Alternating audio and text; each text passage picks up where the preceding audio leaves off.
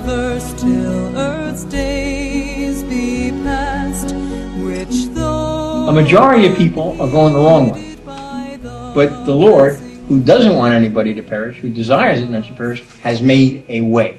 Yes. Right? The way is, and I want to quote from Genesis if you know the story, Genesis 45. And this is Joseph. Okay? Remember Joseph, right? Yes, we do. Yeah. Okay. This is Joseph speaking. He says, God sent me before you, talking to his brothers, to preserve for you a remnant in the earth, and to keep you alive by a great deliverance. Now Joseph, remember his brothers because of pride, by the way, they had thrown him down a well, and they took him out of the well. They sold him off into slavery into Egypt. And later on, Joseph's appraisal of the whole situation is, well, you meant it for harm, but God meant it for good. Because God sent him ahead.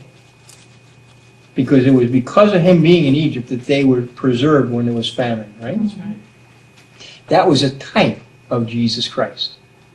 Joseph was a deliverer of his brothers. Right. So this is a type of foreshadowing is the term of his brothers. But he says that purpose, God's purpose, was to preserve a remnant. Okay? Now typically a remnant, you can talk about, many of you girly women and women's... Well, there are men tailors. They are, yes. And all of the men tailors, thank you, Alice. When we talk about a remnant, you talk about cloth or garments when they're doing it. I used to know, I actually did consulting work when I was a youth or a young man in New York. I was a consultant in New York City, and I had some clients in the garment district. So I got to learn a little bit about the garment industry. And I knew that more expensive men's suits, for example, there was considerable, I don't know if this is the right term, waste in the manufacturing of them, because when they cut the suits, they would match the seams and the patterns, and in order to do that, they would have to cut away stuff and throw stuff away.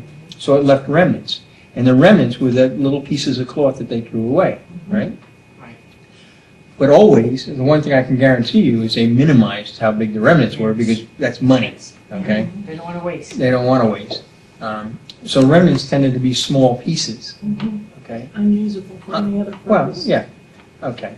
So now God has spoken through we could have found ways to use it. Through Joseph, probably quilts. And he's saying that he's preserving a remnant. And this is, I probably shared this with you before, this is one of my favorite things. This is from Acts chapter 17, when Paul was in Athens. And it says, also some of the Epicurean and Stoic philosophers were conversing with him, with Paul. And some were saying, what would this idle babbler wish to say? Others, he seems to be a proclaimer of strange deities, because he was preaching Jesus and the resurrection. It's Acts 17:18. Now, in Athens, they love to have philosophical debates all the time. Everybody wanted to hear everything about everything, right? So now Paul, some of them are saying, why do you want to hear this babbler? Well, this is, I think, so cool. The Greek word that's used here is spermologos. Sure. Think about that now, okay? It comes from two words. It literally means a seed picker. That's a literal meaning of it. But it was used to talk about, like birds. They fly around and pick up any seed that they found left over that hadn't been planted properly, right?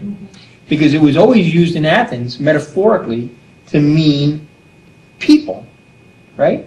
So it was birds who picked up small seeds, and it was used of men who obtained their living by picking up odds and ends of merchants' carts in the harbors and markets. They were remnant gatherers, right?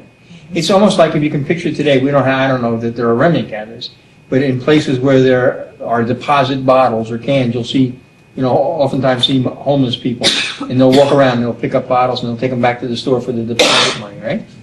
They're in effect like these remnant gatherers, and Paul was they're using this term in the same disdain as if if you saw a homeless guy walking around with a shopping cart that's not his, gathering bottles to take back for deposit, right? This is not a complimentary remark. But they were calling Paul a remnant gatherer. They were using that as a bad term. I promise you, that's exactly what Paul was, and that was the ministry of Paul. He was out gathering up the remnant for God. He was a remnant gatherer. Because when we talk about many and few, what we are talking about is a remnant.